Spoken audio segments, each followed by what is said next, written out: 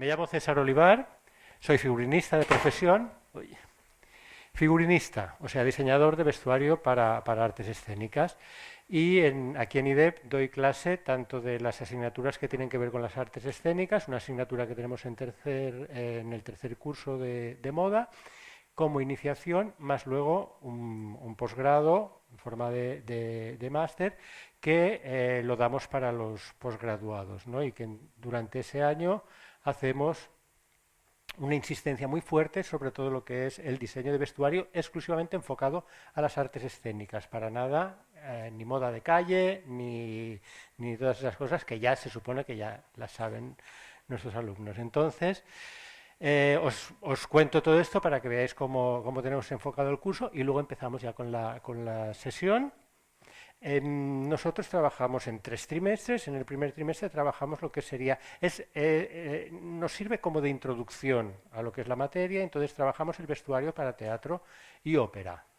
Es decir, incidiendo más en lo que son los espectáculos que se hacen en un edificio concebido específicamente para eso y donde la gente va a ver eso y nada más que eso. Un poco a partir de lo que es la tradición, tanto del teatro como de la ópera.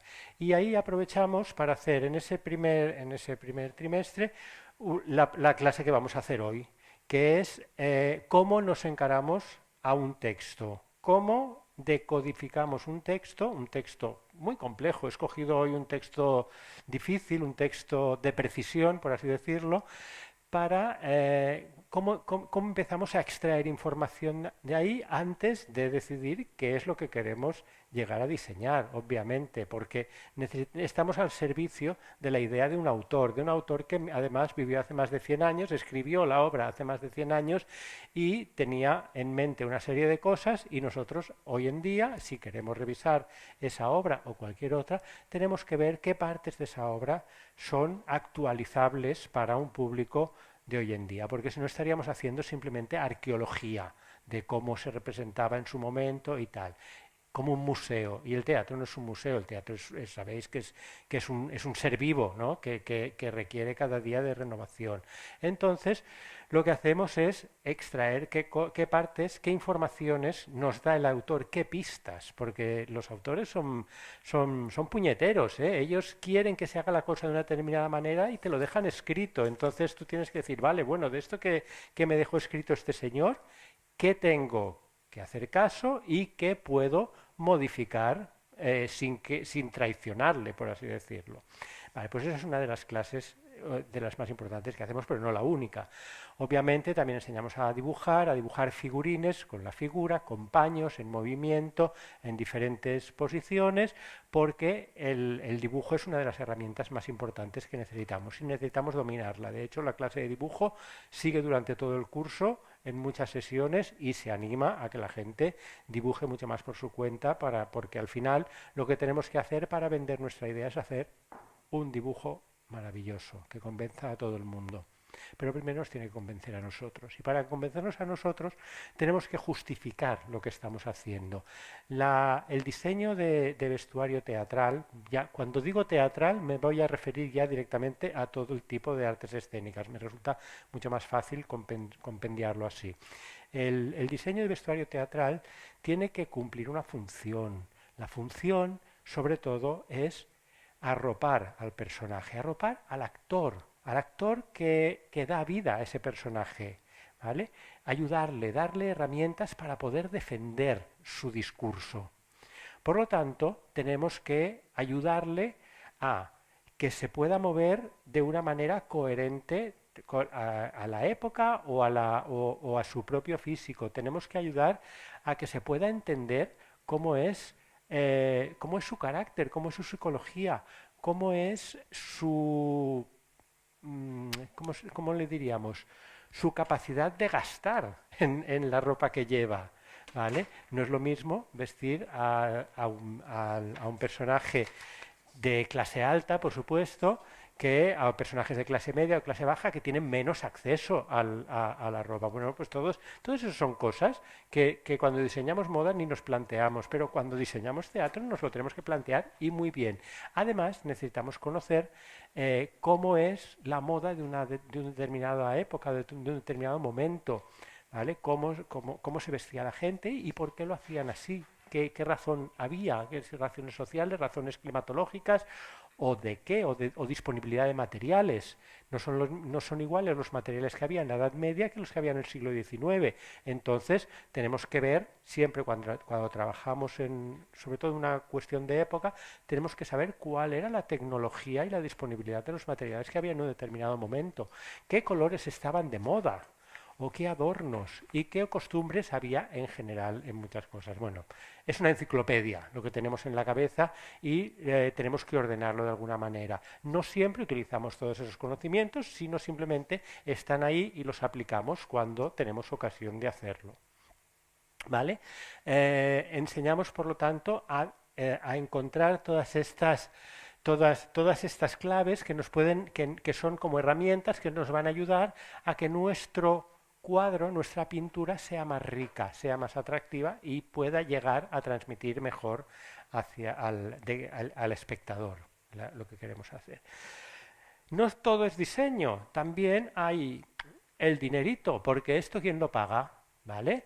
Las productoras cada vez están más rácanas y más avaras a la hora de conceder dineros para el vestuario dentro de todo, de la escenografía, de las luces y todo. Entonces, claro, ese dinero se tiene que rentabilizar. Por lo tanto, en el primer curso, en el primer trimestre no trabajamos con presupuesto porque queremos que sea más bien una cuestión de creación mucho más libre, sin limitaciones. Pero en el segundo trimestre que trabajamos el vestuario para cine y televisión, ahí sí. Ahí sí que manda el dinero, mandan los timings, manda el estar como un engranaje o como una pieza dentro de un engranaje que funciona y del cual si tú fallas, falla todo. ¿Vale? No sé si sabéis cómo funciona un rodaje de cine, pero lo que sí está claro es que si tú no tienes a punto tu parcela, el vestuario que se necesita para esa escena, a ese punto, te cae una bronca del copón, porque se está retrasando un rodaje, se están aumentando unos costos, no se sabe si se va a llegar a tiempo de hacer el plan de rodaje que tenía ese día. Por lo tanto, en el segundo trimestre enseñamos cómo funciona la maquinaria del cine y a manejarnos ahí dentro, para no fallar, para no estar nunca, para estar siempre a puntos, preparado para todo lo que pudiera venir. Y también enseñamos a distribuir un presupuesto, a distribuirlo, o a elaborarlo más bien. Trabajamos sobre un guión de cine y entonces vemos cuántos personajes hay, cuántas veces se cambian, cuántas veces aparecen, cuántos vestidos de un solo cuando hay una toma con un disparo o con agua o con una lucha en barro, cuántos necesitamos iguales para poder hacer las diferentes tomas.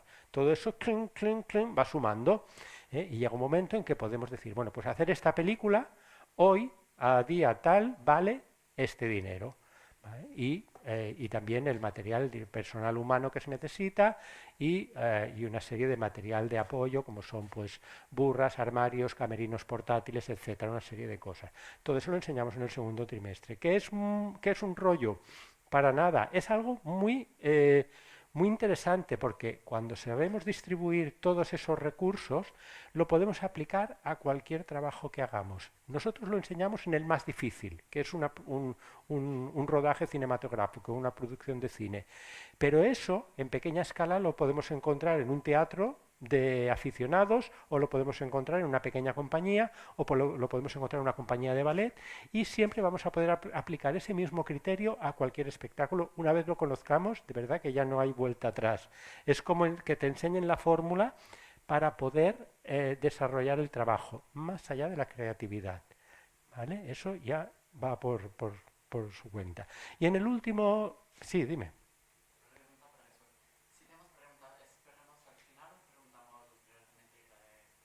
No, si quieres yo ahora voy a terminar el pequeño speech que tengo ahora y si quieres hay preguntas y luego ya empezamos con el texto, que supongo que es lo que todos tenéis ganas de ver. Simplemente en el último trimestre lo que damos es más enfocado al vestuario de tipo espectáculo de calle o visual o circo o danza. ¿Vale? Lo englobamos de una manera muy general porque la verdad es que cada vez hay menos fronteras entre estos tipos de espectáculo. Entonces, lo que sí procuramos es que sea muy fácil de limpiar, que sea fácil de mantenerlo, que sea probablemente elástico para permitir el movimiento, que no sea muy pesado, y hacemos un trabajo con materiales alternativos, no basándonos única y exclusivamente en el textil, sino buscando la expresividad de otros materiales, plásticos, vidrios, madera, vegetales, animales, minerales o cualquier cosa que se nos ocurra que podemos, no quiere decir que haya que hacer un vestido de cristal, pero sí cómo lo podemos introducir o el elemento espejo en un vestido, por ejemplo, ¿vale? Y entonces ese sí que lo realizamos. El último cuatrimestre hacemos como si hiciéramos un espectáculo de esta especie de danza circo pasacalles, y lo que hacemos es realizar el figurín, por supuesto con apoyo de profesionales siempre en todo momento. En el primer cuatrimestre contamos con un director de teatro que es el que nos da el feedback, porque realmente hacemos los trabajos como si fuera una simulación real. Con profesionales reales que se dedican a esto y haciendo el feedback constante sobre las propuestas. ¿Vale? En el segundo lo lleva una figurinista de cine, buenísima, y en el tercero una persona que está, vamos, bregada de trabajar en comediante, de trabajar en Polonia, en hacer miles de cosas que tienen mucho que ver con este tipo de vestuario rápido visual. ¿Vale? Eso es como hacemos el curso aproximadamente. Preguntas. Dime. Sí, sí. ¿Cómo hacemos para la ciencia ficción? Pues mira, es difícil, ¿eh? Porque todo el mundo quiere hacer algo futurista muchas veces y dices, bueno, ¿cómo lo hago? Pues lo que mejor funciona es tener referentes del pasado, porque evidentemente no sabemos cómo será el futuro, pero sí que sabemos que los que imaginaban el futuro como lo estamos viviendo ahora, acertaron unas cosas y otras no. Probablemente la manera de vestirse no la acertaron en absoluto, porque pensaron que seríamos mucho más galácticos, por así decirlo. En los años 60, por ejemplo, hubo una tendencia futurista, coincidiendo con el estreno de la película 2001, Una odisea del espacio, donde los diseñadores de moda hacían moda futurista. Estaba Rabanne, estaba Courrèges, que hacían un tipo de ropa de plástico con cosas transparentes y tal. Y se veían súper galácticos. Y nosotros no vamos así ahora. Hemos superado todo eso y es más, vamos como un poco más hacia atrás. Somos muy conservadores a la hora de vestir y de cambiarnos. Por lo tanto, yo siempre pienso que es una buena idea, al pensar en el futuro, echar un vistazo hacia atrás. De hecho, las producciones que más me han interesado en cuanto a futurismo son en las que se pueden reconocer como un chiste privado o como una broma o como una erudición privada de dónde salen las cosas antiguas. Por ejemplo, en una película muy famosa que se llama Dune, no sé si la habéis visto, es una película súper futurista y tal, ¿vale? Pues una de las cortes está inspirada en vestidos de Velázquez, pero directamente, o sea, vestidos de Velázquez realizados con materiales mucho más modernos, en plan de plásticos y cosas brillantes, pero se pueden reconocer como vestidos del siglo XVII, llevados a un futuro del 40.226. ¿Vale? Blade Runner, por ejemplo, nos enseña un futurismo que ya estamos a punto de llegar. Hoy hemos llegado ya a la época de Blade Runner. Casi, ¿eh? Estamos a punto de llegar, pero en la ciudad no es como la pintan en Blade Runner, y eso que es muy bonita y muy atractiva. Y en cambio en Blade Runner lo que hacen es un retrofuturismo, y al llegar al futurismo estamos viendo maneras de vestirse de los años 40. Sobre todo ¿cómo se llama ella? Rachel, Rachel. Bueno, pero se pueden reconocer muy bien elementos de cine negro de los años 40 llevados o tratados desde una perspectiva futurista. ¿Vale? Por eso te digo, es muy difícil hacer el futuro, pero también se puede hacer, claro que sí, ¿por qué no? No lo hacen con los anuncios de la Arielita. Vengo del futuro para traerte la mejor lejía del mundo. Vale, perfecto, vamos a vestir así. No lo sé, lo dudo. Pero bueno, de todas maneras, hay científicos que sí que se dedican a predecir cosas que serán en el futuro. Y en cuanto a indumentaria, hay una que tienen bastante razón. Nos vamos de cara al punto y de cara a los sintéticos, a la piel sintética. ¿Vale? La piel de animales va a desaparecer por completo del mercado y el punto es el tejido más versátil, porque con un solo hilo puedes hacer una gran pieza de tela y además le puedes dar, mientras lo estás confeccionando, le puedes dar la forma que quieres, creciendo y disminuyendo, y es cómodo, es cálido, es fresco, es lavable, tiene muchas cosas. Fijaros que cada vez llevamos más y más y más prendas de punto. Y cuando no es de punto, se le pone un elástico a la manera de tejerlo para que haga el efecto del punto. Bueno, eso es por el futuro, ¿eh? Vamos al punto directos.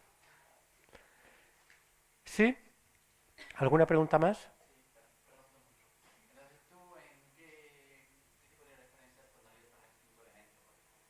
Para el quinto elemento es más bien cómic, pero el quinto elemento es un diseño de Jean-Paul Gaultier y lo que hace es precisamente colocar él, su ropa ya es muy avanzada.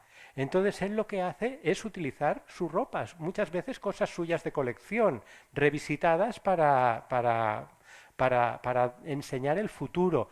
Acordamos de las vendas, los vestidos hechos con vendas, cosas que él había sacado en colección, las camisetas de látex, ¿vale? No sé, no recuerdo muy bien qué más cosas había, si el showman que llevaba esos cuellos tan grandes y todo eso, verde, verde, verde, me gusta el verde, ¿vale? Todo eso. Es decir, en ese caso, él mismo se está inventando a sí mismo en el futuro, ¿vale? Creo que esta sería la explicación de esa película. ¿Alguna cosita más? Venga. Tenemos, nos han encargado las tres hermanas de Chekhov y no la conocemos. ¿Conocéis la obra? Quien levante la mano quien haya visto la obra. Quien la conozca primero. Quien la haya visto. Vale, recomendación. Si queréis dedicaros en algún momento seriamente al vestuario teatral, hay que ver teatro. Hay que ver teatro, hay que ver cine, hay que estar al día de lo que hacen todo el mundo. He escogido esta obra porque es muy difícil, ni más ni menos que por eso. Es muy difícil porque aparentemente es muy sencilla, pero al contrario es una obra en la que necesitamos afinar muy bien la condición de los personajes. ¿Por qué? Pues porque hay tres hermanas que aparentemente podrían ser muy parecidas y que en cambio son distintas. Y luego los hombres que aparecen alrededor, sobre todo en este primer acto, parecería que son todos iguales porque son todos militares del mismo cuartel, pero en cambio cada uno necesita de su personalización, porque si no el público se confundirá y no sabrá quién, no podrá seguir el discurso y no sabrá quién es quién en cada momento. Por lo tanto, vamos a ir anotando todas las cosas que creamos que son no tanto importantes, unas serán importantes más, otras serán menos, pero sí que pueden tener cierta utilidad para nosotros a la hora de diseñar este vestuario. ¿Vale? Cuando yo voy leyendo y cuando alguien detecte una cosa que crea que pueda ser útil, que levante la mano. ¿Sí? Empezamos. Bueno, leeré yo. Vosotros vais leyendo sobre vuestro papel. No leeré los nombres de los personajes que hablan. No sé si sabréis que en teatro, cuando un personaje habla, se pone primero el nombre y luego lo que dice. ¿Vale? Pero el nombre no lo voy a leer, leeré solamente lo que dice. Y vosotros ya sabréis quién habla en cada momento. Dime. Sí. De momento, cuando estudio el texto, las tengo que tomar como referencia, sí o sí. Y luego ya veremos qué hago con ellas. Pero de momento las necesito. Las acotaciones y otras cosas que vamos a ir hablando sobre la marcha. No sé si llegaremos al final, pero se va a intentar. ¿Vale? Entonces, otra cosa, él hablaba de las acotaciones. ¿Qué son las acotaciones? Las acotaciones son como chivatazos que nos da el autor. Aparte de lo que hablan los personajes y de la información que podemos extraer puramente de lo que dicen, perdón, también están unas unas informaciones extras, unas pistas que nos da el autor. Eso se llaman las acotaciones. Normalmente están escritas en cursiva y nunca se dicen. Vamos a ver, ¿qué nos encontramos? El título, Las tres hermanas, de Anton Pavlovich Chekhov, traducción por tal y cual, drama en 4 actos. Tenemos 4 actos, vamos a trabajar uno solo. Drama, podría ser también comedia, pero nos pone aquí claramente que es un drama. Es raro, porque en realidad Chekhov no se acaba de decantar ni por la comedia ni por el drama. Aunque una obra acabe mal y se pueda considerar que es un drama, como esta, que ya os lo adelanto que acaba fatal, durante el proceso hay momentos cómicos, hay momentos divertidos, hay momentos sentimentales, ¿vale? Al final pasa lo que pasa, que ya lo averiguaréis, si es que lo queréis averiguar. Vale. Por lo tanto, pone drama, pero no pone tragedia, por ejemplo. Tragedia sería un drama del principio al final. Drama podríamos entender que es como algo un poquito menos que la tragedia. Vale. En 4 actos. 4 actos ¿qué son los actos? Los actos es una división de la pieza en fragmentos. En cada fragmento se representará una parte de la historia en el tiempo o en el lugar apropiado. Los actos antiguamente se aprovechaban para cambiar los decorados, los cambios de actos. Hoy en día se puede representar de una manera mucho más dinámica sin hacer esas particiones y si se necesitan cambios de decorado pueden estar como mecanizados. Pero el público también necesita descanso y necesita asumir lo que está viendo. Es una obra larga, Las tres hermanas. Por lo tanto, habrá que hacer algún descanso también para el público y para los intérpretes. ¿Vale? Eso no quiere decir que se vaya a cambiar el decorado. Puede ser que sí o puede ser que no. Ya veremos. 1900 pone. 1900 es la época en la que el autor sitúa la acción y es la época en la que él escribió. Él la escribió de una manera completamente contemporánea. Se escribió, se representó. ¿Vale? Por lo tanto, él estaba representando un cuadro de la vida, de la gente que le rodeaba y de las preocupaciones que tenía la gente a su alrededor, la gente que él tenía cercana. Vale, una cosa, un adelanto. Hay otra cosa, además de lo que entendamos aquí, otra herramienta útil es la dramaturgia. La dramaturgia nos ayuda a entender los motivos, las razones, el momento histórico que tenía el autor para escribir una determinada obra. La dramaturgia, por ejemplo, nos diría que Chekhov era médico. Era médico y escribía además de ser médico. Al final se dedicó más a la literatura que a la medicina, pero médico fue toda la vida. De alguna manera, sus personajes, la manera con la que hablan las cosas y la manera como actúan son como unos síntomas que al espectador los tenemos que interpretar como los médicos interpretan los síntomas que van a determinar una enfermedad. ¿Me explico? ¿Vale? Todos son pistas y se supone que el público es inteligente y no quiere que le dé las cosas machacadas y quiere descubrir las cosas por sí mismo. Pero hay que irle dando esas pistas que hacen que el público se sienta confortado, decir, lo he pillado, soy muy listo. Vale, personajes. Los personajes, la lista de personajes, que es lo primero que encontraremos en la primera hoja, nos dice quiénes son los personajes y a lo mejor una brevísima descripción de ellos.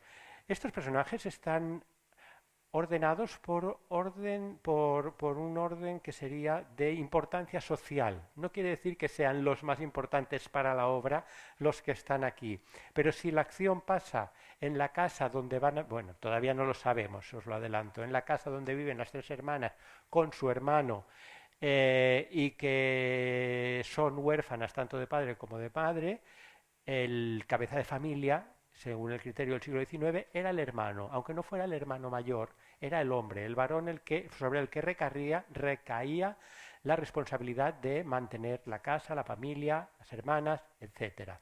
Entonces, es por eso por lo que Andrei Sergeyevich Prosorov, Andrei, los rusos tienen 3 nombres, luego será solamente un nombre el que utilizaremos en la obra. Andrei o Andriusha, cuando le llaman cariñosamente, es el hermano. Por lo tanto, el cabeza de familia no es el personaje más importante, ni muchísimo menos. Y debajo, Natalia Ivanovna, su novia, que también, y después su mujer. Por lo tanto, llegará a ser el ama de esa casa donde viven todos. Pero de momento todavía no. Es una extraña, una extranjera que viene allí a este mundo. Las tres hermanas las colocan en el mismo nivel, Olga, Masha e Irina. Eso nos indica que al menos el autor pretendía que tuvieran la misma importancia las tres. Si no, la obra se hubiera podido llamar Masha o se hubiera podido llamar Irina y sus hermanas, ¿vale? Cosa que no es así. Las tres hermanas, iguales en importancia, iguales en interés. Los diferentes personajes, Fyodor Ilich Kuligin, Kuligin es el nombre como lo conoceremos luego, es el profesor de colegio y esposo de una de ellas. Vale, nos está describiendo cuál es la relación familiar que existe entre los miembros de la obra. Alexander Ignatievich Vershinin. Vershinin es el teniente coronel al mando de una batería. Los siguientes son toda una serie de militares que además están ordenados por su graduación en el escalafón militar. El teniente coronel, el más importante. ¿Será luego el más importante en la acción? No lo sabremos, lo veremos más tarde. El barón Tussenbach, primer teniente, Solioni, capitán, Chebutikin, médico militar, Fedotic, segundo teniente, Rode, segundo teniente. ¿Cómo? Es que hay claro, y podía ser que hubiera 3 capitanes o 40 sargentos, ¿vale? Están repetidos esa descripción. Ferapón, guarda del ayuntamiento, que es un viejo, ya lo dice así, un viejo, nada más. No se nos ocurra poner un actor joven para este personaje. Anfisa, el ama anciana de 80 años. Ya está, la tenemos descrita con eso. De los otros no sabemos la edad. ¿A que no? ¿Verdad que no? Sabemos que unos están a punto de casarse y luego se casarán, que son André y Natalia, y los demás no sabemos la edad. Seguramente lo iremos descubriendo. Y lo que no descubramos lo tendremos que completar nosotros con nuestra imaginación. Porque al final va a haber un actor que tendrá una edad y un físico que tendrá que representar a ese personaje. Y tenemos que ver si le va bien, si le ayudamos o si lo transformamos dentro de nuestras posibilidades.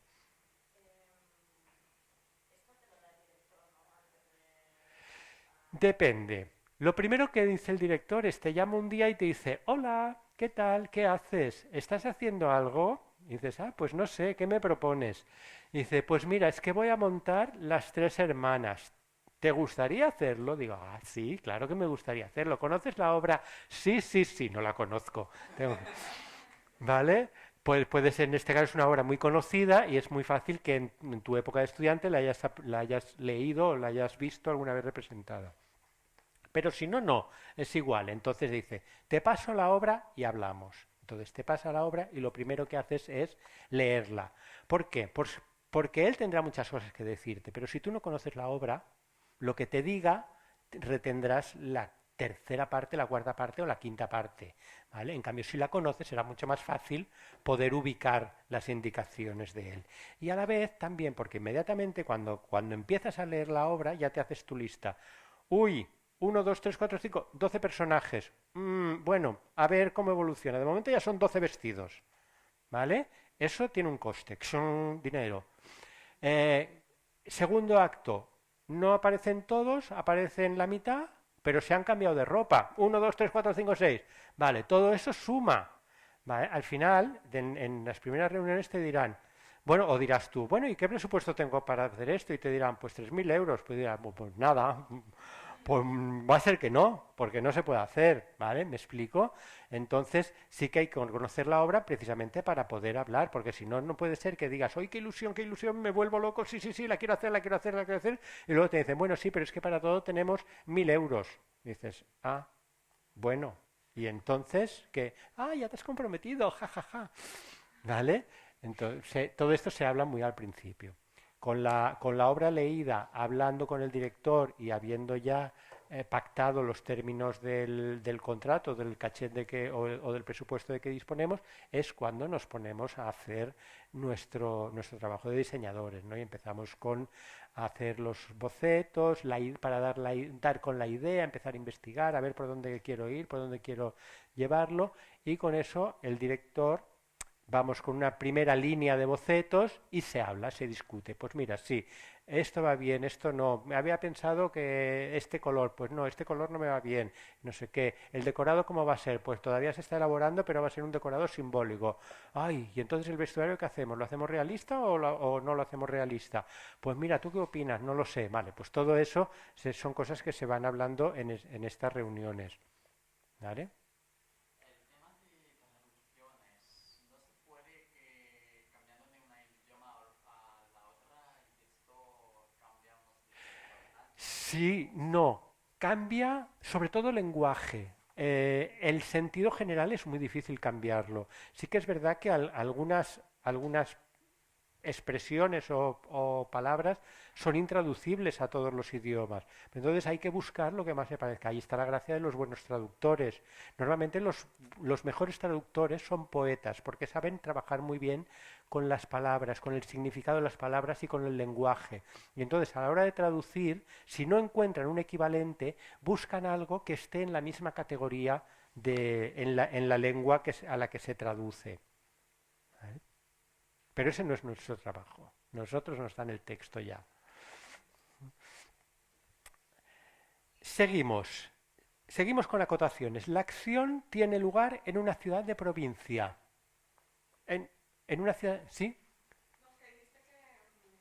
Ah, que estáis levantando la mano. ¡Qué bien! Yo ya me había olvidado. La acción tiene lugar en una ciudad de provincia. ¿Interesante para nuestro vestuario? Sí.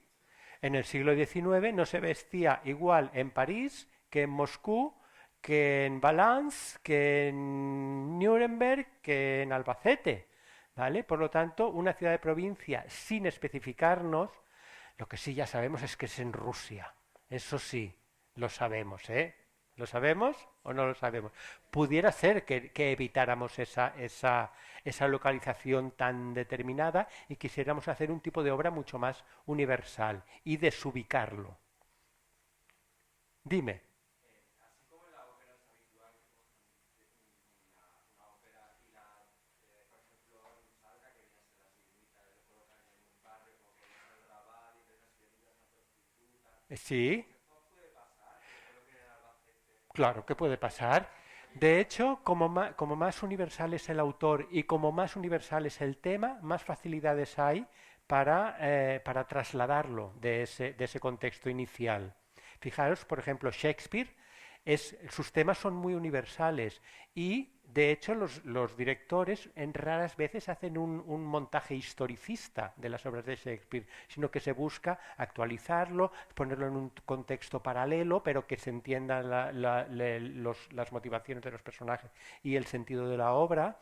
Y en Chekhov, evidentemente, hay mucho de humanidad, porque Chekhov retrata las personas de una manera descarnada, como si fueran radiografías, con mucho cariño también, ¿eh? Tiene mucha simpatía por sus personajes y en general no siempre le busca que queden bien o que sean que se pueda empatizar con ellos, pero igualmente están con sus defectos y con sus virtudes, es decir, nos podemos reconocer muy bien en aspectos de los personajes de Chekhov, y eso es lo que le hace universal. Pero esto lo decidiría el director. Esto se decide de acuerdo con el director, sí, depende de la dramaturgia. Tú puedes proponer siempre un millón de cosas, pero al final el director es el que tiene la responsabilidad sobre ese montaje y es el que toma las decisiones claves. Una ciudad de provincias. De momento ya sabemos que el contexto es un poco de... ¡oh! Acto primero. La escena representa una sala en casa de los Prosorov, a través de cuyas columnas se divisa un gran salón, y es mediodía. ¿Qué? Es mediodía. Es un vestuario ligero porque todavía no es de noche, aún no se han abrigado. Es un día brillante, pasada luz, con lo cual ¿Dónde lo ves eso? siguiente línea me pasada. Ah, qué Es, lista. claro, Decía yo, es adivina.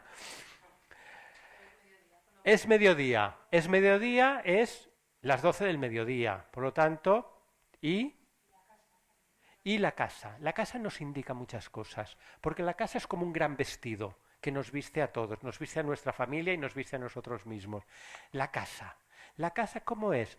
Una sala de la casa de los Prosorov,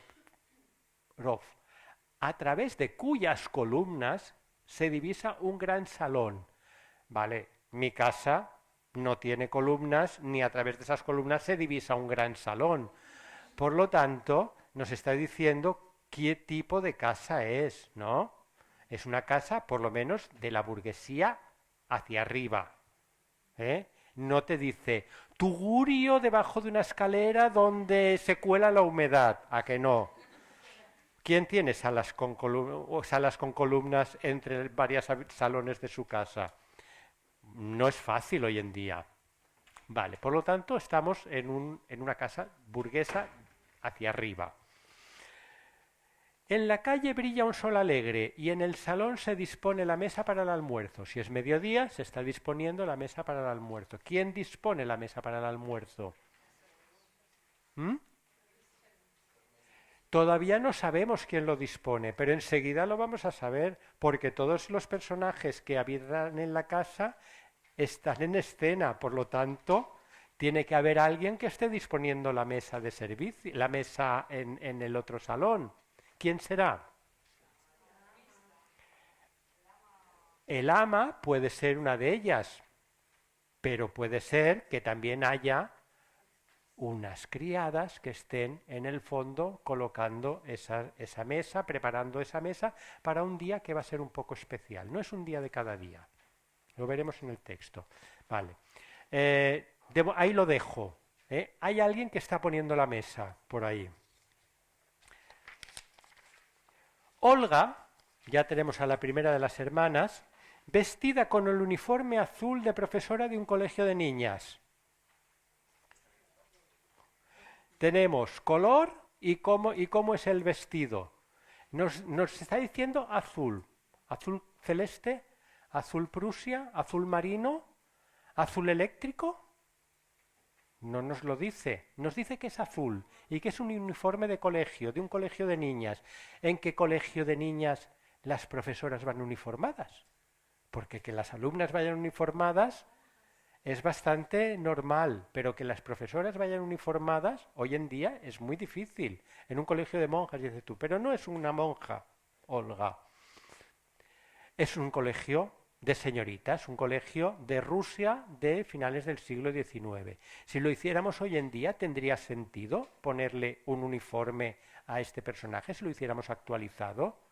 Más bien, yo diría que no, porque ¿qué profesora civil hoy en día va uniformada a dar clase? Y más, este día no hay clase, ahora lo veremos. Vestida con el uniforme azul de profesora en colegio de niñas, corrige de pie y andando los cuadernos de sus alumnas. Mientras va andando, va corrigiendo, ¿vale? Va andando y ¿qué corregirá? Si corrige un cuaderno, corregirá, ¿qué? Caligrafía o ortografía o gramática, algo de eso tiene que ser, o sumas o matemáticas. No puede ser dibujo, no puede ser algo muy, muy grande, tiene que ser algo muy pequeño que a ella le permita corregir mientras va caminando. Eso en cuanto a Olga. Masha, de negro y sentada, con el sombrero descansando sobre las rodillas, lee un libro. Masha, la segunda hermana, casualmente nos está poniendo por el orden de la mayor, la mediana y la pequeña. Masha va vestida de negro. ¿Por qué se puede ir vestido de negro? Se puede ir vestido de negro por luto. ¿Y por qué más se puede ir vestido de negro? ¿Por? ¿Di? Seducción. Se puede sentir más guapa vestida de negro. Viuda, puede ser que sea viuda, pero entonces sería dentro del apartado del luto. Tristeza. Efectivamente, el negro se consideraba también el color más apropiado, más elegante y más fino, más allá del luto, y más allá de la seducción. El negro estaba considerado un color ultra elegante. No necesariamente tenías que estar de luto para ir vestida de negro. El lenguaje era distinto para el luto. El luto exigía un negro completamente completo y total, ausencia de joyas, ausencia de adornos, y en cambio una podía ir vestida de negro y llevar un sombrero rojo tranquilamente y no estar de luto. Masha lleva un sombrero. Si lleva un sombrero, con la clave del lenguaje del siglo XIX que nos indica una cosa muy concreta, que no vive allí, o que ha llegado allí, o que está a punto de ir. Si en el caso de que viviera allí y tuviera un sombrero, es que está a punto de salir corriendo. ¿Vale? El sombrero se lo ponían las señoras para ir por la calle, mientras que estando en su casa se lo quitaban y lo mantenían en el tocador. Por lo tanto, eso nos indica, es una pequeña clave que nos dice que Masha no vive en esa casa, sino que ha llegado o se va. Y está leyendo, está relajada, está tranquila, leyendo, sin prestar demasiada atención a lo que hacen sus hermanas. Irina de blanco, está de pie en actitud pensativa. De blanco, está claro, blanco. Puede ser blanco roto, puede ser blanco nuclear, puede ser un gris perla casi blanco y tal. Pero cuando es blanco no nos pasa como el azul. El azul hay muchas variedades de azul que podemos escoger. Variedades de blanco realmente no hay tantas. Podremos escoger la textura, la finura de la tela. No será lo mismo hacerlo de paño que hacerlo de encaje o de gasa el vestido, pero en todo caso el vestido el autor nos pide que sea blanco. En cuanto a lo que decían antes sobre las traducciones, a lo mejor no hace falta mirar la traducción, pero por ejemplo Irina quiere decir paz. Irina quiere decir paz. Lo cual, Irina quiere decir paz o dentro del término y Masha es un diminutivo de María y Olga es Olga. Ya está. No sé qué querrá decir Olga, pero Irina quiere decir paz, es cierto. también la actitud corporal de las tres es muy diferente, una sentada, una pensativa y la otra moviéndose. Sí, cierto. Bien observado. Muy bien. Empieza a hablar Olga y dice, lo primero que se dice en la obra, hoy hace un año justo que murió nuestro padre. Exactamente en este 5 de mayo, Irina, el día de tu santo. Hacía mucho frío y nevaba. Creí entonces no poder sobrevivir a aquello. Tú te habías desmayado y estabas tendida como una muerta. Ha pasado un año, sin embargo, y ya nos es fácil recordarlo. Ahora vistes de blanco y tu cara resplandece. Dan las 12, pom, pom, pom, en el reloj. También entonces sonó el reloj. Recuerdo que se llevaron a nuestro padre con música y que en el cementerio se dispararon salvas. Aunque era general de brigada, el acompañamiento fue muy numeroso. ¿Verdad que caían a cántaros la lluvia y la nieve? Aquí hay cosas raras. Caían a cántaro la lluvia y la nieve hace un año en que hoy hace un sol radiante y vas vestida de blanco y tal. ¿Qué clima resiste eso? Es un clima extremo, es como decir, hoy hace un sol maravilloso, pero en cambio hace un año, por esta misma fecha, estaba lloviendo y nevando. Hola, es un poco raro. Bueno, quizá lo que nos está diciendo es que lo extraordinario es que haya salido el sol. Y que haga ese buen día hoy. Pero también dice que es 5 de mayo, y eso es importante. 5 de mayo es un día del año, es un día concreto, y explica que esto está pasando en primavera. ¿Sí o no? La época del año es la primavera, el mediodía de un día radiante. En una ciudad de provincias, se supone que es en Rusia, en la cual tanto puede ser que un día 5 de mayo haga un día radiante como hace un año nevaba y llovía a cántaros. ¿Vale? Todo esto es verdad, tenemos que creernos lo que cuentan los personajes. Puede ser también por la situación dramática de la muerte del padre, que queda, lo vea como lluvia, nieve, no sé. Pero fíjate que está bien pensado, pero fíjate que ella no dice, en aquel momento me pareció que todo estaba lloviendo, que era un día triste. No, dice que efectivamente estaba lloviendo y que estaba nevando, no se lo inventa. ¿Eh? Lo lleva el registro. Como el autor sí que hace esa aportación que haces tú. ¿Eh? Que era un día triste y además llovía y nevaba. Y que hoy es un día alegre, es el día de su santo. También era el día de su santo, hace un año cuando murió su padre, pero se le fastidió ese santo. Y esto nos explica también por qué se está preparando la mesa en el salón. Y por qué están las hermanas como ahí, ¿qué hacen allí? Están preparando una especie de fiesta de santo, lo que sería el equivalente a un cumpleaños de los nuestros, ¿eh? El cumpleaños de Irina o el santo de Irina. Fijaros que Irina, lo último que sabíamos antes, todavía no había hablado, pero Irina decía, está pensativa. Olga ha tenido la intuición de saber que su hermana estaba pensando justamente, estaba recordando el momento en que su padre había muerto. Eso la convierte en triste y la quiere distraer. Y empieza diciendo eso, precisamente, me doy cuenta de que sabes como yo, que hoy hace un día exacto que murió nuestro padre, pero en cambio hoy es un día alegre, no sé qué, no sé cuántos, tal. ¿Vale? También es un poco como decir, bueno, hemos salido adelante, este año ha sido muy duro, pero hemos salido adelante y aquí estamos. Irina, ¿para qué recordarlo? Escena 2. La escena 2 quiere decir que entra algún personaje. Por lo tanto, entra o sale. Es una partición antigua. Las escenas antiguas eran cuando entraba o salía algún personaje como para indicar esa división. Si esta es la segunda escena, quiere decir que en la primera escena las únicas que están son las tres hermanas, en ese salón vacío de gente. A través de las columnas se ve entrar en el salón a Tusenbach, Chebutikin y Solioni. Todavía no sabemos quiénes son, pero sí que sabemos que son militares, porque van vestidos de militares. Los militares van de uniforme a las fiestas en el siglo XIX, no van vestidos de civiles, sino que utilizan un uniforme, no un uniforme de gala, pero es un uniforme de bonito. ¿Vale? Hay tres tipos de uniformes en el ejército. El uniforme de diario, que es el de faena, el uniforme de bonito, que es el de, por ejemplo, salir los domingos cuando no estás de servicio, y por último está el uniforme de gala, que se utiliza, por ejemplo, cuando uno se casa o en una gran ceremonia o algo así. Los oficiales que aparecen en esta obra, si hacemos caso a lo que es la tradición militar, irían vestidos de bonito.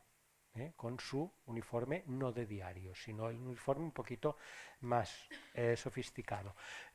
Cada uno de ellos tiene una graduación diferente, pero el uniforme será el mismo para todos, simplemente cambiarán las insignias que los determinan como capitán, como teniente coronel, no lo sé, ya me pierdo.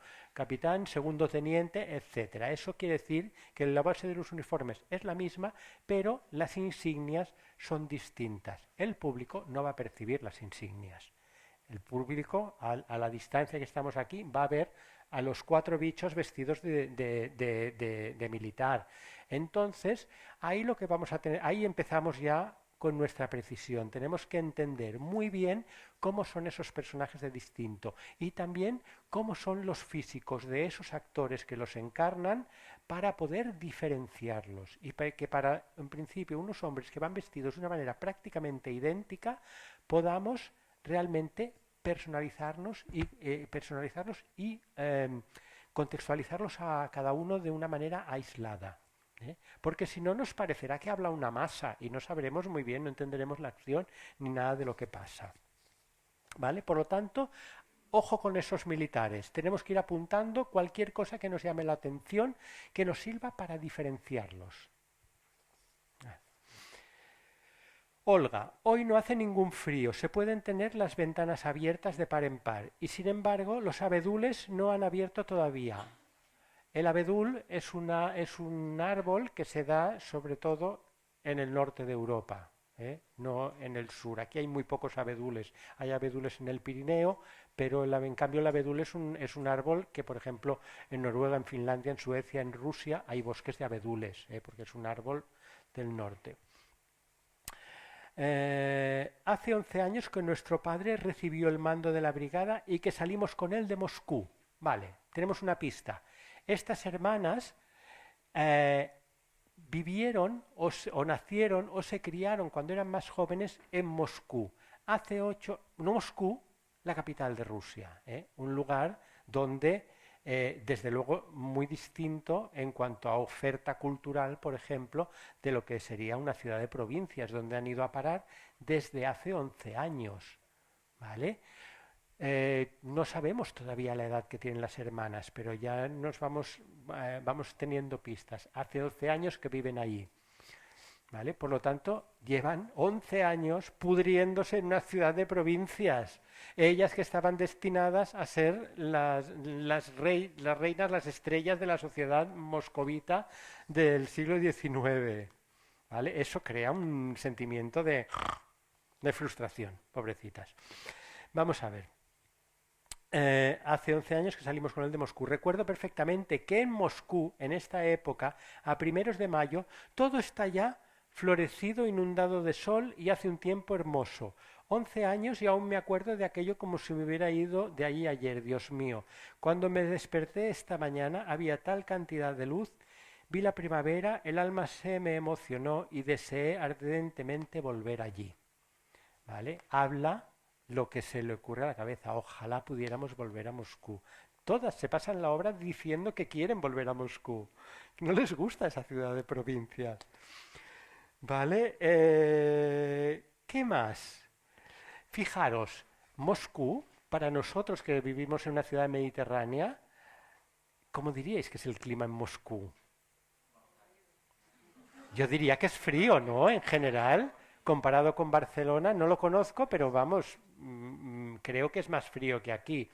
Y en cambio, ellas todavía han ido a parar a un sitio más frío, porque dicen, o sea, se acuerdan de lo maravilloso que era Moscú en mayo. ¿Vale? ¿Dónde habrán ido a parar estas mujeres?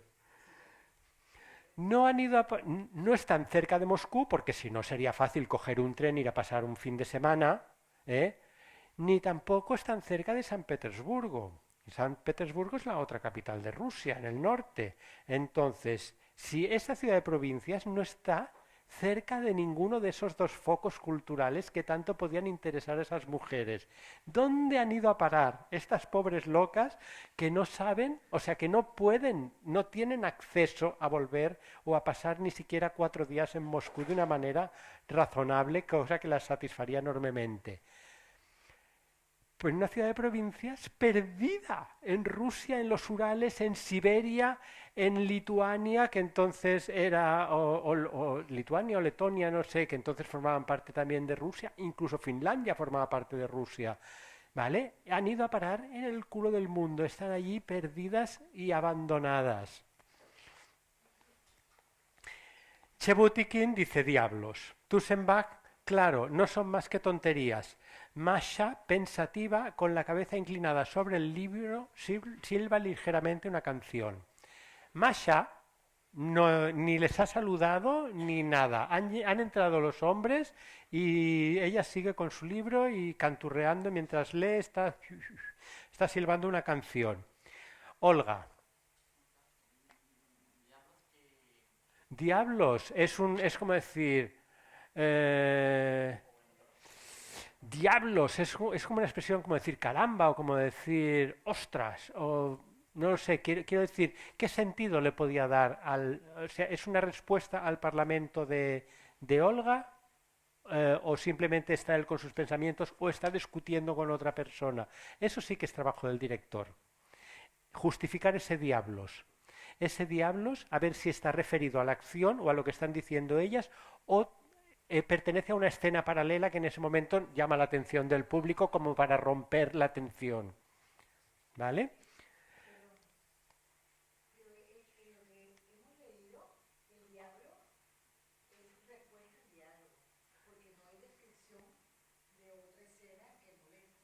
Pero no puede ser que, aunque no haya descripción, los hombres pueden estar haciendo otra cosa. Están allí, no están así quietos esperando que les toque hablar. Pueden estar discutiendo, así, sin llamar demasiado la atención, como diciendo, venga, hazlo tú, dilo, no, no, no, dilo tú, diablos, ¿sabes? Y de repente es como que, ¿qué quiere decir? Puede ser que sea así, no digo que tenga que ser así necesariamente, pero ahí está la gracia del director, el buscar resolver estos misterios.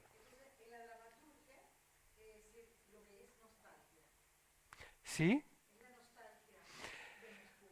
Ellas tienen una gran nostalgia de Moscú, ¿eh? Sí, sí, ya te digo yo que se mantiene. Están todo el rato deseando, están deseando, pero no dan el paso. Es como decir, ay, cómo me gustaría ir al gimnasio. Es como, ay, cómo me gustaría, tengo que ir al gimnasio, porque claro, yo cuando iba al gimnasio me lo pasaba muy bien, estaba muy bien. Pero no acabas de dar ese paso. Y es un poco lo que les pasa a ellas. Están atrapadas entre su deseo y su día a día. ¿Eh?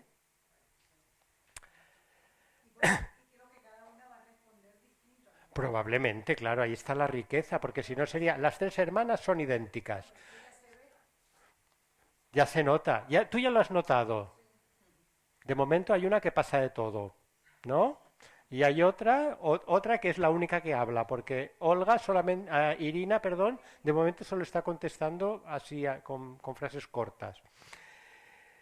Olga dice, o sea, Masha ha empezado a silbar mientras lee y Olga dice, le sale la profesora que tiene dentro, dice, no silbes Masha, no es bonito. También podría decir, no silbes Masha, no es bonito. ¿Vale? Dependerá también de la actriz y tal. Una pausa. Después de ese no silbes, hay un silencio incómodo. Ir todos los días al colegio y pasarme luego el tiempo dando lecciones hasta el anochecer me produce un constante dolor de cabeza y despierta en mí la idea de la vejez. Ahí parece que se está justificando, ¿no? Dice, es como decir, no silbes. Y la otra dice, que tú me vas a decir a mí que no silbe. Y dice, no, es que me duele la cabeza. ¿Vale? Y en efecto, en estos 4 años que llevo trabajando en el colegio, siento cómo se me han ido escapando día a día y mi gota a gota las fuerzas y la juventud. Solo una cosa crece y se fortalece dentro de mí, un sueño. Lleva 11 años en la ciudad de provincia y 4 trabajando como profesora en un colegio de señoritas. Y está desquiciada. ¿Mm? Solamente tiene un sueño. Irina le dice, sí, o sea, lo sé muy bien, marcharse a Moscú, el de marcharse a Moscú, vender la casa, terminar con todo esto y a Moscú. Sí, a Moscú cuanto antes. Las dos se van animando, se van poniendo contentas solamente con la idea de volver a Moscú. Chebutikin y Tusenbach ríen, como diciendo, esto ya lo hemos oído otras veces. Ja, ja, ja. Solioni. Dentro de 25 años ya no estará usted en este mundo, gracias a Dios. Dentro de 2 o 3 años le dará probablemente un soponcio a la cabeza y se morirá. O yo, Ángel, ¿eh? ¿No es la misma página? ¿Y qué ha pasado aquí? Uy, espera. A Moscú. Ah, vale, ya lo entiendo. Yo lo estaba leyendo como si fuera un libro. Y no, es un cuadernillo. Vale. Irina, nuestro hermano se hará seguramente profesor. Sí, estaban con la excitación. Nuestro hermano se hará seguramente profesor y no se quedará a vivir aquí. Lo único que nos retiene es la pobre Masha. ¿Por qué nos retiene la pobre Masha? Masha, o sea, el hermano es soltero, probablemente se hará profesor, ya veremos, y como él es el que toma las decisiones, nos iremos todos a Moscú detrás de él. Masha, Olga dice, Masha vendrá todos los años a Moscú a pasar el verano. Masha silba alegremente una canción, porque ni se da por aludida, ella está a su rollo. Irina, si Dios quiere, todo se arreglará. ¿Qué se arreglará? Lo que está estropeado, o sea, lo que no es satisfactorio en nuestras vidas. Fijando la vista en la ventana, qué buen tiempo hace, no sé por qué tengo hoy en el alma tanta luz. Esta mañana, al recordar que era el día de mi santo, me dio de pronto una alegría Y me acordé de cuando era pequeña y vivía aún mamá. Y qué pensamientos más placenteros los míos. ¿Por qué ha vestido de blanco Chekhov a Irina? En esta frase está explicado. Porque se siente llena de luz. ¿Vale? Porque ese día ha tenido como una revelación y ya se ha acordado que era su cumpleaños y el día era precioso y no se ha acordado de ningún mal rollo, se ha acordado de su madre y ha ido al armario y se ha puesto el vestido blanco. ¿Vale? Ha decidido eso. Es por eso, ni más ni menos. ¿Eh? El blanco en este caso nos representa el candor, la pureza de una novia o la inocencia de una niña. Pero también que es porque es la más positiva de las tres. O sea, Bueno, tiene bueno, bueno. un poquito más- Es la más positiva, es la más joven, la menos estropeada. La menos estropeada de todas, la que probablemente tenga más posibilidades de rehacer su vida más allá de las otras. Porque Masha, ¿por qué no puede viajar a Moscú con sus hermanas? Porque está casada, nos lo dicen al principio. Masha está casada y está casada con alguien que vive allí, por lo tanto va a ser muy difícil que se pueda desplazar con sus hermanas a Moscú solamente para visitarlas de vez en cuando. Cosa que hará sin duda si las otras se acaban trasladando. Pero todo eso son los que ellas van pensando. Si Dios quiere tener Olga, hoy estás radiante y me parece que estás tan extraordinariamente bonita. También Masha lo es mucho, también, tú también eres guapa, niña, tú también. O sea, Irina, me pareces guapísima, tú también, Masha. ¿Vale? Andrei estaría muy bien si no hubiera engordado tanto. Andrei es el hermano. ¿Eh? No lo hemos visto porque no está en escena. Sabemos que está por ahí por la casa, pero no está en escena. Andrei también sería guapo si no se hubiera dejado un poquito, ¿eh? Si no estuviera tan gordo. Eso es una pista. Cuando veamos a Andrei, tenemos que entender que no puede ser un fideo, que tiene que ser alguien que de repente se ha engordado de una manera inesperada. Tampoco es un gordo de los que no puede andar, pero sí que es alguien que se ha engordado, se ha dejado un poquito. ¿Vale? ¿Cómo vamos? Bien.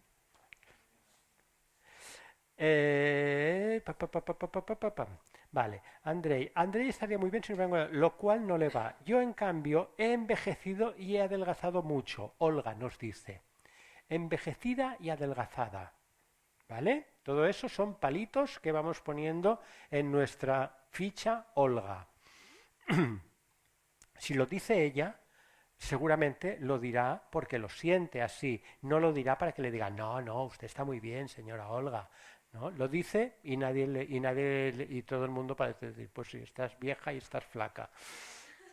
¿Vale? Pero, por ejemplo, en cualquiera de nosotros hoy día en clase media se notaría la ropa holgada de haber adelgazado, pero ellas que son bienestantes, ella puede comprarse la ropa según va adelgazando, con lo cual, nosotros, ¿qué decisión haríamos? ¿Ayudaríamos al público y haríamos una ropa holgada para demostrar la Hombre, intentaríamos primero que el director hubiera escogido una actriz delgada y si no, tendríamos que utilizar algún truco visual seguramente de cambios de colores o de rayas verticales o de claro oscuro para que pareciera más delgada de lo que es. que revisaríamos el texto, pero sin que pareciera que es que no tiene dinero para no... No, no, por supuesto, no. Ellas van muy bien vestidas, muy arregladitas, pertenecen a la burguesía alta. Pero no se ha dicho todavía que, es decir, porque podrían ser hermanas que tuvieron dinero pero ya no lo tienen. Entonces sí se podría usar ropa grande que usaban antes cuando estaban más afluentes y que ahora no, o sea, Vale, yo te voy a decir una cosa. Tenían dinero pero ya no lo tienen. ¿Por qué llegamos a esta conclusión? Porque está trabajando. Porque hace 4 años que trabaja en un instituto. ¿Vale? Si hace 4 años que trabaja en un instituto, una señorita de la burguesía alta no trabaja, y menos en la educación, si no es por necesidad. Efectivamente. Aunque la casa El momento del pasado es como muy placentero porque entonces eran niñas o algún adolescente, vivían en Moscú, eran hijas de un militar y entonces, no sé si lo hemos pillado, pero la justificación de que toda la casa esté llena de militares es porque el padre de ellas había sido militar de graduación, ¿no? Y que por eso ellas están acostumbradas a vivir en un mundo donde los militares visitaban su casa constantemente y no les resulta extraño. Sí,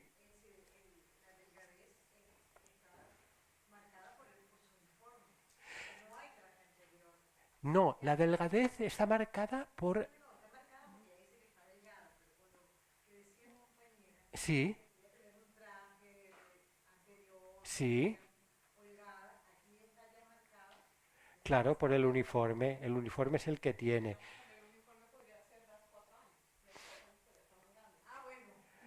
Puede ser, pero se lo hubiera hecho arreglar, se lo hubiera hecho arreglar, no hubiera permitido que le viniera holgado, que se apercibiera esa delgadez tal. Ella se siente delgada, se siente envejecida, se siente delgada si lo dice, pero eso no quiere decir que la ropa le siente mal, en absoluto.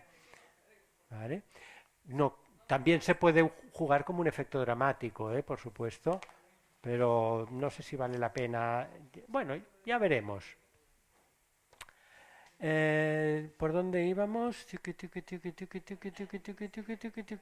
Dice que Olga está radiante, yo en cambio estaría muy bien.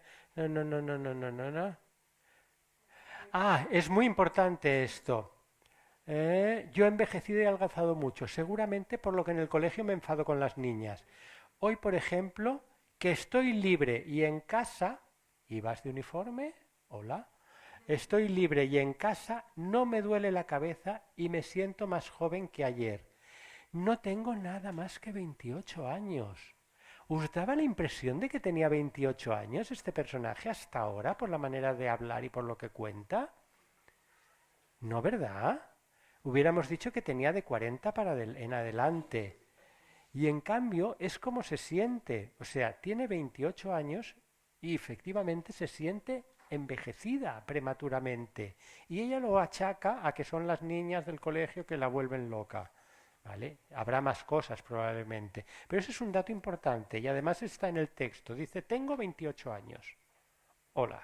Vale, necesitamos una actriz que pueda parecer que recoja esa edad.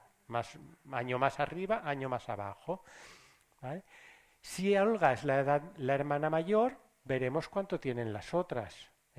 Si Olga tiene 28 años y hace 11 años que dejaron Moscú, ¿qué edad tenía cuando dejaron Moscú?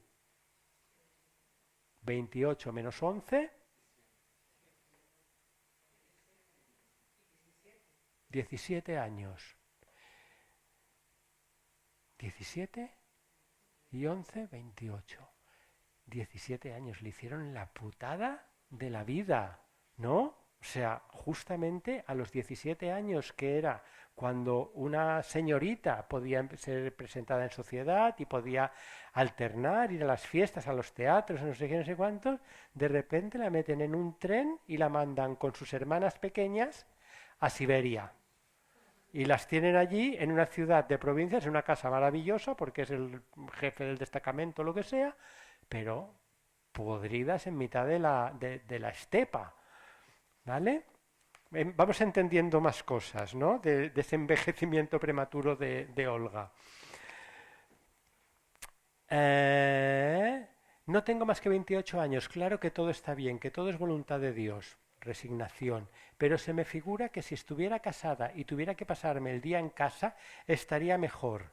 Querría a mi marido. Solionis, ¿qué tonterías dice usted? Me aburre escucharle. Olvidaba decirles que hoy vendrá a hacerles una visita Bershinin, nuestro jefe de batería. Tusenbach y Solioni están haciendo precisamente lo que os decía antes del Diablos. Están manteniendo una conversación aparte. Y en este momento es como que la conversación de las hermanas decae y el público tiene que poner su atención en la conversación de los otros hombres que de repente han hablado más alto o hemos desviado el foco de atención. Olvidaba decirles que hoy vendré a hacerles una visita a Bershinin, nuestro nuevo jefe de batería. Ellas los conocen a todos, pero le está anunciando la visita de un nuevo militar que no conocen. Muy bien, encantada, dice ella. Irina pregunta inmediatamente, ¿es viejo? ¿Por qué? ¿Por qué pregunta Irina si es viejo? Porque se acerca un hombre nuevo tal y quiere saber pues más o menos la edad que tiene por ver si hay algo por ahí. No, no mucho. Tendrá a lo sumo 40 o 45 años. Empieza a tocar suavemente el piano que sabemos que estaba en la sala. Parece simpático y seguro que no tiene nada de tonto, aunque habla mucho. Fijaros qué diferencia. Para una mujer se siente envejecida con 28 años y en cambio describen a un hombre de 40 o 45 como no es demasiado viejo, ¿eh? No está bien, ¿eh? Está bien. Parece simpático y seguro que no tiene nada de tonto. Tussenbach toca el piano, esto lo sabemos, es un tío cultivado. Tussenbach es un apellido alemán dentro del resto que son apellidos rusos y eso más adelante también le pasa factura, por así decirlo, se lo echan a la cara en algún momento. ¿Es hombre interesante? Segunda pregunta después de si es viejo. Sí, no está mal. Tiene mujer, suegra y 2 niñas. Por lo tanto, le está diciendo, o sea, lo segundo que sabe del hombre es que está fuera del mercado. ¿Eh? No te entiendo. Suegra. Suegra es que la mujer, la madre de su mujer. O sea, vive con la mujer, con la madre de la mujer y con 2 niñas, rodeado de mujeres. Hay que decir también que es casado 2 veces. Cuando va de visita, en todas partes cuenta que tiene mujer y 2 niñas. Aquí lo dirá igualmente. Su mujer es una locada de larga trenza que no habla más que de temas superiores, filosofía y de cuando en cuando intenta suicidarse. Seguramente para fastidiar a su marido. Es una descripción muy frívola de alguien, ¿eh? El Tussenbach es un tío como de mundo, ¿no? Como diciendo, vale, soy el más chachi de esta ciudad y me puedo permitir el hablar de una manera inteligente o cínica de la gente. Yo hace mucho tiempo que me hubiera marchado, pero él solo aguanta y se contenta con lamentarse. Es como decir, ¿qué nos está diciendo? Nos está diciendo que el que va a venir, aunque habla de su mujer y sus hijos, su casa es un desastre. En su matrimonio pues tiene una mujer loca, vive con la suegra y con 2 niñas que estarán ahí. Ñi. ¿Qué hora es? 8:20. ¿Hasta qué hora queréis que...? No vamos a terminarlo, ¿eh? Quiero que entendáis cuál es el mecanismo que vamos siguiendo para esto. No sé si os resulta interesante, revelador o un rollo como los que se han ido, pero vamos, así es como lo hacemos, ¿eh? Es diseccionar el texto. Dime. Yo veo que todos son rusos, excepto el alemán, Sí. y son todos del mismo destacamento, los militares. Ujú. Sí sería interesante que ya se viera la germanidad, para que se viera que es alemán antes y no fuera una cuestión de maquillaje. Probablemente el acento sería muy útil para eso. Sí, sería una cuestión acústica. ¿Eh? Porque también resulta que físicamente no nos podemos fiar demasiado, porque hay alemanes rubios, alemanes morenos, alemanes pelirrojos y rusos también. La mayoría de nosotros pensamos que los rusos, como son de raza eslava, son rubios y con el pelo lacio, y eso no es cierto. Hay muchos de aspecto muy mediterráneo también. ¿Eh? ¿Eh? Con pelo muy negro, es verdad que hay muchas características raciales distintas, no podemos determinar uno. Lo que sí que podemos hacer es, depende del casting que tengamos, hacer nosotros artificialmente esa división. Y de repente que los rusos los colocamos más bien, por ejemplo, con el pelo moreno, y si queremos destacar que el alemán es como de fuera, lo podemos hacer rubio.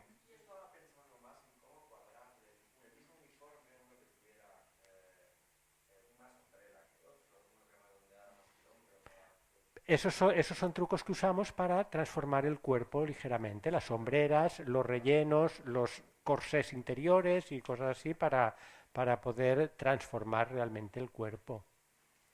pero ahí el acento nos va a ayudar mucho. ¿Qué decíais? A ver, por orden.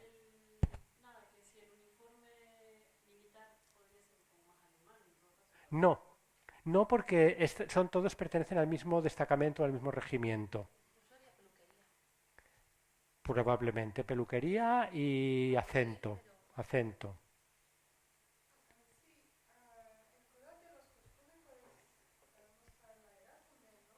El color de los trajes puede... ¿Sí? Vale, es una especie como de convención teatral que se utilizan los colores claros para representar a los personajes más jóvenes. Julieta, por ejemplo, casi siempre se representa con colores claros, igual que Irina en este caso, pero no es una regla matemática. Podemos interferir sobre ella. Normalmente a los personajes de más edad se les otorgan colores más apagados o más oscuros, negros, grises, marrones, verdes oscuros, azules oscuros, y en cambio a los personajes juveniles se les procura dar colores un poco más vivos, rosados, celestes, verdes, anaranjados, amarillos funcionan muy bien y los blancos también. Pero repito, no es una fórmula, se puede intervenir sobre ello. Lo que pasa es que el público lo percibe de una manera más directa de este modo.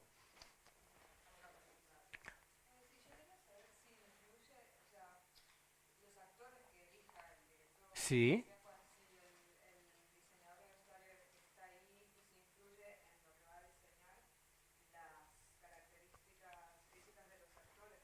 naturalmente.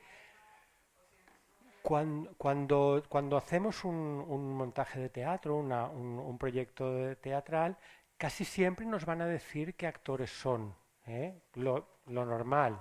Al final, a lo mejor hay alguno que todavía no está decidido, pero sí que vamos, o los conoces porque sabes, les has visto actuar un millón de veces, o te mandan fotos, o te mandan, o les vas a ver para tomarles medidas, o vas a ver cómo se mueven, cómo se expresan, qué posibilidades tenemos con su cabeza, con su pelo, con su tal.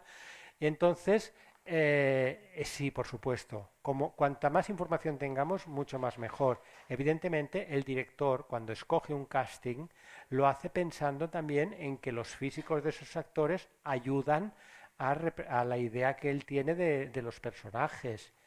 Entonces, de alguna manera, parte del camino ya te lo encuentras hecho.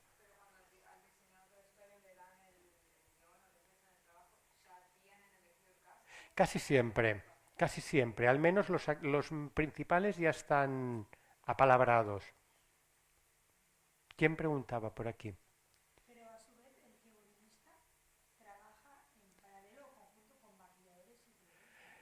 Por supuesto. Lo que pasa es lo que el figurinista, como tú no diseñas el vestido, diseñas el personaje. ¿Vale? El vestido del personaje incluye también la caracterización. Es decir, yo no puedo, si yo tengo que diseñar a Irina, no hago solamente el vestido, la hago completa, como me la imagino, con su peinado, con su maquillaje, con su flor en la cabeza, si es que la lleva, sus pendientitos, su actitud, la actitud que le vamos a poner, no sé si seguramente será una actitud expansiva en este primer acto, porque no es un personaje echado para abajo, sino que es un personaje alegre y lo dice cientos de veces y está así. Entonces eso se reflejará también en el figurín que yo haga. Ahora bien, a la hora de resolver la caracterización, el maquillaje y la peluquería, se va a recurrir a los servicios de un profesional de eso, porque yo puedo dirigir la confección de un vestuario, explicarlo a la modista como lo quiero, escoger las telas, los adornos y tal. Pero yo, que soy un figurinista muy acostumbrado a trabajar, no voy a decirle a la actriz, no le voy a coger los rulos, ni le voy a hacer el tinte del pelo, pero sí que me gustaría que hubiera alguien que pueda hacerse cargo de mi idea y mejorarla si es posible. ¿Vale? Quiero decir, yo el personaje me lo imagino así. Hoy en día cada uno, y más en cine que en teatro, cada uno está más ocupado de su propio sector, de su propio segmento. Si yo voy a un caracterizador de cine y le digo, mira, el personaje es este, hazlo así, me dirá, que lo haga tu tía, ¿vale? Yo recojo esta idea y la elaboro y seguramente la voy a mejorar y me vendrá con una cosa que diré, pues mira, si tienes razón, como tú entiendes más de pelucas y de colores y tal, al final el personaje tuyo, tu cabeza, cuadra con mi vestido perfectamente y cada uno ha realizado su parte del trabajo. Pero en teatro, en general, los caracterizadores no son tan decisivos, sino que muchas veces les tienes que dirigir tú hacia dónde se encamina tu personaje. Dime. Sí, claro, no hemos hablado del escenógrafo.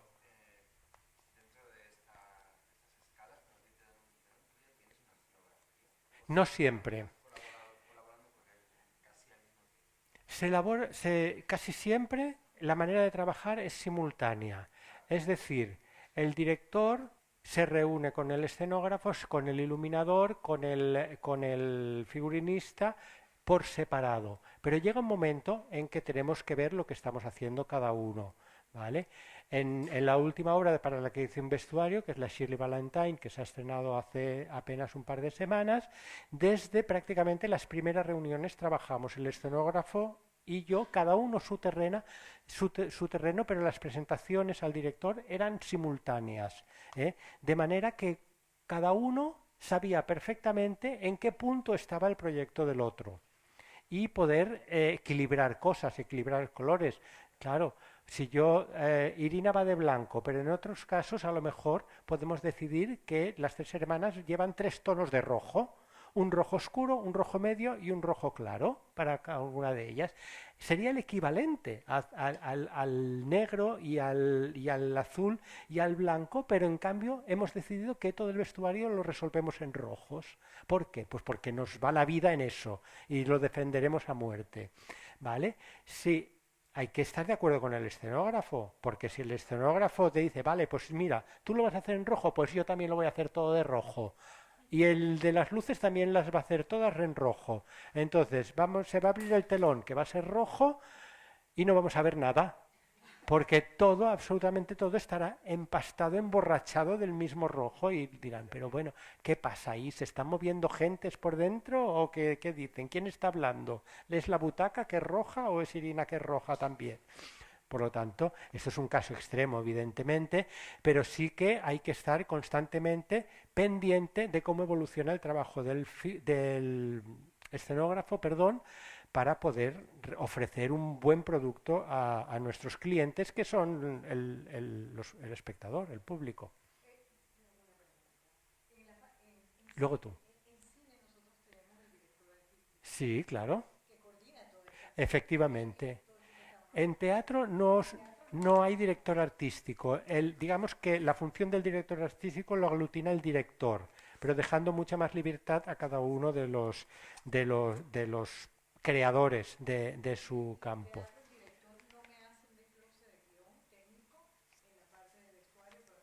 Perdón, no te he entendido esto. ¿Sí? ¿Sí? No.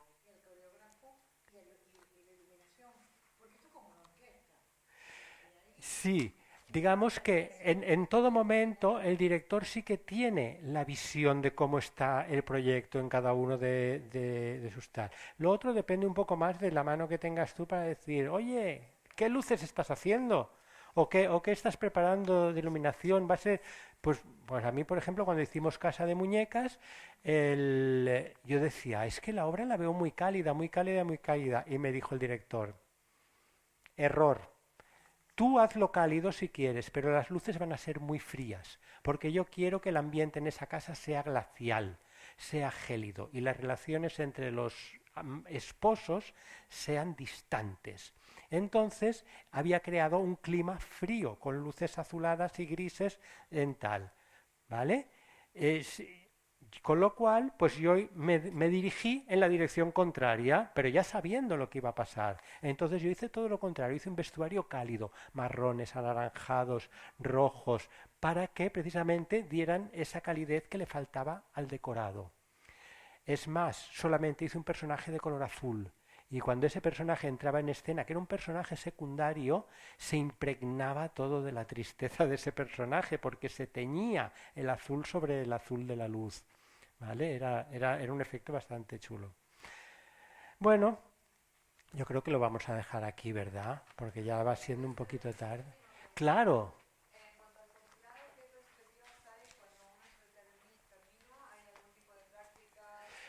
En el posgrado se exige hacer unas prácticas para completar los estudios. Lo que hacemos es facilitar información, direcciones de correo, personas profesionales que están en activo en este momento, pero es cada uno quien se las debe gestionar.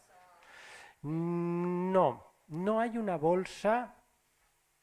No, a veces la hay, pero no es como una producción de teatro, no es como una casa de modas que de repente pueden necesitar becarios para un desfile y eso sí que es una bolsa de trabajo. Normalmente el trabajo que puede llegar aquí es a través de las necesidades de los profesores o de la gente que conocen ellos. Sí que es verdad que de los profesores que tenemos, me entero que ha cogido de repente a alumnos en prácticas de los alumnos que han tenido en clase y todo eso. Pero eso es una cosa que depende mucho de la simpatía personal que se establezca entre personas. ¿Vale? Pero sí que he tenido la profesora Iranzu Campos, que es la figurinista de cine, me llama y dice, oye, que estoy haciendo una película y necesito un ayudante. ¿Te parece que se lo digan los chicos? Sí, sí, sí, adelante. Y en ese plan sí que se producen esas cosas, pero claro, es muy aleatorio. No existe un rigor a la hora de programar esas prácticas. ¿Vale? Otra pregunta. Venga, sí, sí, claro que sí. Sí, depende del efecto que quieras hacer. Si quieres ir destacar o si quieres diluirte en el decorado. Diluir, puedes pretender que sea un personaje que pase desapercibido, que sea que sabéis esas personas que de repente están en una reunión o van a una fiesta y dices, ¿estaba o no estaba? ¿No? ¿Te acuerdas? Sí, sí, estaba porque yo le vi y tal. Pues no ha llamado la atención. Ese efecto lo puedes conseguir de camuflaje con el decorado. ¿Eh? Que se ponga donde se ponga, es como que, bueno, desaparece. En un decorado oscuro, por ejemplo, un personaje vestido de blanco es como que lleva el foco ahí donde se mueve. Y al contrario, en un decorado muy claro, lo que más destacaría sería un personaje vestido de un color oscuro o de un color vivo, como un rojo o como un negro. Así como en televisión hay el efecto Moiré, el teatro Sí, es un tejido que moleste o que no se recomiende porque con los focos refleja o hace algún efecto extraño o con el calor mismo los actores también más incómodos con él. sí, eso sí, lo último seguro. Lo último seguro, los actores son muy puñeteros, de verdad. Y cuando tienen calor, es como que, ay, es que no voy a poder actuar porque no tengo calor. A mí me ha llegado a decir una cantante de ópera que no podía cantar porque el vestido era rojo. ¿Hola? Sí, es rojo, cámbialo. ¿Cómo que es rojo y no puedes cantar? Sí, no puedo cantar con un vestido rojo. Y entonces haces, se lo cambio, se lo cambio. Porque total, qué va a pasar? Te vas a hacer el vestido rojo y vas a ir el día del estreno y va a decir que no puede cantar porque ya me había avisado. Entonces, quiero decir que hay muchas veces es una cosa de decir, bueno, pues, le voy a hacer caso porque que si no me va a hundir, me va a hundir en la miseria. No sé si respondí a esta otra pregunta, Bueno, ¿verdad? sería más la parte más técnica de eso, tejidos que podrías decir que No, extras no, son no pasa tanto como el efecto Moiré, que sí que es verdad. Lo que sí que es cierto que hay veces que las luces interfieren sobre la tonalidad de los vestidos y los hacen variar. Y entonces eso puede ser una gran putada, porque una puede hacer un trabajo exquisito a base de blancos rotos y grises y blancos un poco más vivos y todo el vestuario es de blanco, de encaje, no sé qué, y entonces viene el iluminador y dice naranja y te pone todos los focos naranja y todo tu trabajo tan sutil de repente se convierte en un manchurrón de color naranja. No, por eso te interesa seguir la evolución de lo que están haciendo los demás. Claro, como puedas, o decir, por favor, por favor, por favor, ponme un foco celeste. Sí. ¿Hay algún código o un figurista como tú para generar? Yo creo que el teatro lo bonito es que todo es mentira y que tú lo creas. Ujú. Entonces, si alguien lleva joyas, pues no son diamantes de verdad, O sí, culos de o botella. sí, nunca lo sabremos. Pero yo creo que es más bonito que sea mentira, creo yo. Probablemente Aplaudiría. es más barato. Si hay algunos códigos para decir esta señora lleva armiño, Sí. utilizamos arpillera que con un tratamiento para hacer armiño justo a 25 metros de distancia, por decir algo, ¿eh? Hmm. O utilizan papel de aluminio, que es plata de verdad. Algunas cosas hay, pero ahora mismo no se me ocurre exactamente cómo. Hay cosas que piensas, tú lo ves, o sea, lo ves puesto en una persona que estás hablando con ella y piensas, vaya pingo, ¿no? Como, o está sucio, o está viejo, o está roto. De repente lo ves en escena y es maravilloso. Porque es como que se dignifica todo lo que pones encima del escenario, aumenta de categoría al instante. A mí me ha pasado, por ejemplo, envejecer. Hacer un vestido en el taller, no, este personaje tiene que estar gastado, tiene que estar viejo. Lo envejezco. Rascar, frotar, cortar, manchar, recortar, ponerle un parche, no sé qué, no sé cuántos, y lo ves así y dices, me he pasado. Vale, vas, lo subes al escenario y no ves nada. Y dices, otra vez, para mi casa, venga, más y más y más y más y más. Esto es algo muy normal. Y como novato, nunca lo sabes, no lo sabes hasta que no lo haces. Pero, por ejemplo, no, sé, no responde exactamente a tu pregunta, pero sí que es verdad que, pues a ver, Por ejemplo, la gente, no sé cómo se llama exactamente este trabajo, pero los que hacen fotos a comida, ¿no? sí, Vino, tinta, sí, fotos en teatro es así todo también, ¿eh? exacto. Entonces, como que cada maestrillo tiene su librillo. Sí. Yo, para expresar que una persona tiene un poder adquisitivo, no se Ujú. trata de que yo lo vista con cosas caras, sino de que yo tengo un truco que es para que un tejido parezca más ostentoso, Depende, simpático. depende. Por ejemplo, eh, antiguamente una cosa que enriquecía mucho los trajes era el bordado, porque el bordado era un tipo de decoración que había que hacer exclusivamente sobre la tela, de un trabajo manual muy lento, y los vestidos bordados eran mucho más caros que los vestidos sin bordar. Obviamente en teatro no podemos permitirnos esas cosas, entonces inventamos sistemas para simular el bordado, aplicaciones o un tipo de pintura que adquiere un poquito de volumen y entonces como el bordado también tiene ese volumen y luego se pinta por encima o se recorta de otra tela flores o hojas y tal y se pegan por encima. Ya tienen otra textura, tienen otra calidad, pero tenemos que... Otra cosa que es muy importante en teatro, no tanto en cine ni en televisión, es la durabilidad de las piezas, porque nosotros podemos hacer una cosa que quede súper bonita, pero si en la primera lavada se nos va a ir a la porra, vamos a tener que, o sea, al final lo barato es caro. Quiero decir, si sabemos que estamos trabajando para una producción que por lo menos va a estar 2 meses en cartel, tenemos que prever que esa ropa dure por lo menos ese tiempo. Y si puede ser un poco más, mejor. Por lo tanto, no podemos utilizar según qué cosas. No, la lavandería entra en lo que serían el presupuesto de la explotación de cualquier producción. Sí, como el catering y luego hay otra cosa que son los fungibles, que por ejemplo las medias entran en el presupuesto de vestuario, pero entran el primer par, porque cuando se rompen ya entran a formar parte de los gastos de explotación. ¿Vale? O sea, tú cuando haces tu presupuesto y sabes que hay medias, por ejemplo, las medias son frágiles, lo mismo pueden durar un día que una semana, que un poco más, no lo sabemos, ¿eh? Por lo tanto, nosotros ofrecemos la primera dentro del presupuesto y luego las siguientes ya van a explotación, a otra partida.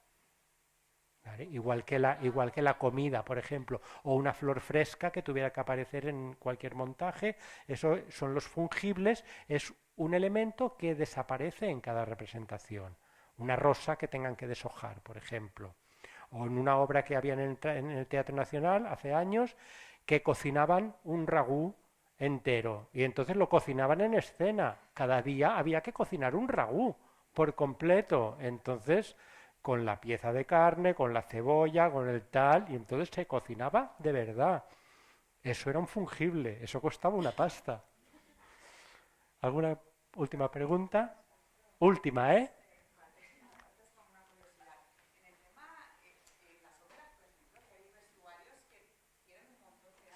Sí. Sí.